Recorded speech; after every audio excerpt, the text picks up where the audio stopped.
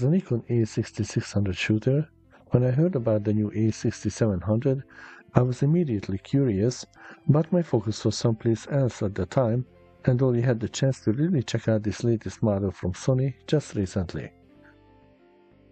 My first impression, based upon the detailed examination of the body with the button layouts and the new fully adjustable LCD screen, was that this camera is not a simple upgrade, but in fact a completely different and brand new design from the ground up.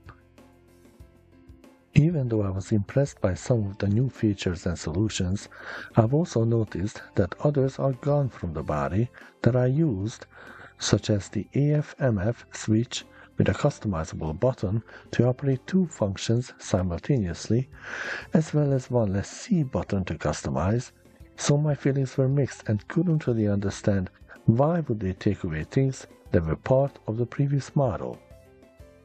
Going through the specs, there were lots of positives to see, but not enough to make me super exciting, since the photo resolution only grew 2 megapixels from 24 to 26. The battery performance fell a good 25% less compared to the 6600. The electronic viewfinder remained the same. The new LCD screen's resolution got barely any higher, with no real-life improvements on actually enjoying the details of the pictures and videos. The missed opportunity by Sony to finally implement a dual memory card slot solution into the body that everybody wanted. So yeah, with all the excitements and joy also came scores of disappointments.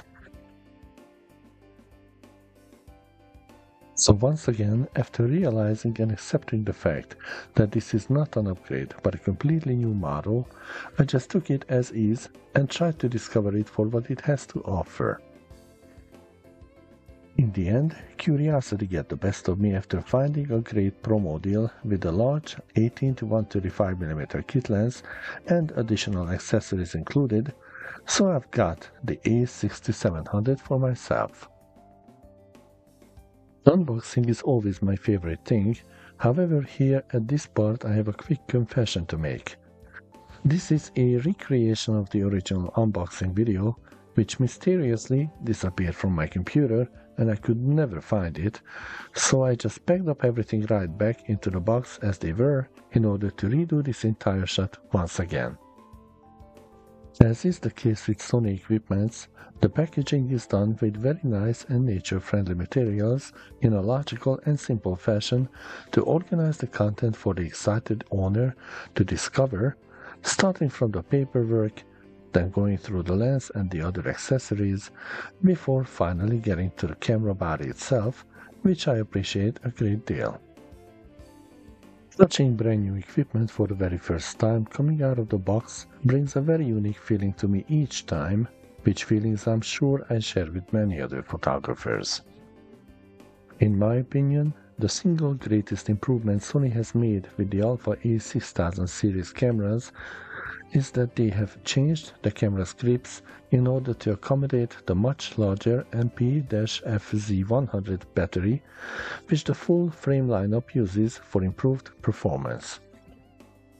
Honestly speaking, I am very happy about the a6600's overall performance, but the changes that the a6700 has are such important ones that could not be ignored with the up-to-date latest technical requirements and demands of the time. And those improvements were the final reasons why I decided to get this model, and not because I had any issues or dissatisfaction of any sort with the 6600, which in my opinion is a fantastic crop sensor hybrid photo and video camera by itself. But here I am, ready for the new stuff with high expectations for experiencing something magical from a brand new camera that came out after 4 years of the release of its predecessor. Alongside with the camera system, I've also purchased an inexpensive UV filter to protect the front element from scratches and damage, which I highly recommend to everyone. This filter doesn't have to be a high-end super expensive one, which in my case was a model that allows through 98% of the light and cost only $15.95. Though this 18 to 135mm kit lens is not exactly compact, it looks great on the body and feels very balanced right away, like a finely designed perfect fit that melt into each other in harmony. In my case, the battery was not charged, so I had to wait a little bit till it was finally ready to load up the system for the first time. But the wait was worth the time. While waiting for the battery, I've downloaded and installed the Sony Creators app, which immediately performed a system firmware update on my brand new camera unit. This app has many great features, such as remote camera operation, file transfer up to free cloud space or the phone, as well as editing and management, among other services. Since I purchased the accessory package, it has included a 128GB, 200MB per second SanDisk card as well, which, even though it's not the fastest one the camera can handle, is still fast enough for almost every task needed for taking full high-resolution RAW photos as well as high-quality 4K videos. As a quick reminder, when you install a new memory card, don't forget to go into the menu and do a quick format in order to ensure proper operation of your card in your camera.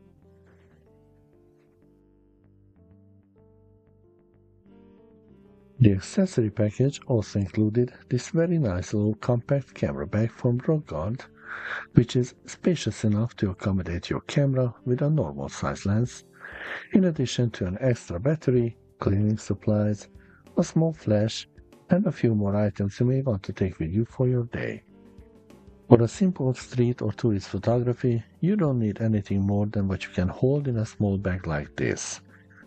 Coming from personal experience, less is always better, as long as you know where you're going to shoot and what to expect there regarding the lighting conditions and the type of lens you will need. But if you're uncertain, just take your trusty kit lens, which covers a great variety of conditions for any general photography or videography without overcomplicating things. As a warning, some questionable sellers try to overwhelm their customers with such accessories, which can be categorized as complete junk, including primitive flashes, subpar tripods, incompatible third-party batteries and such, from which you should stay away from. So much for this unboxing video, and I'll see you guys soon with the next part of my a6700 series videos. As always, thanks for watching.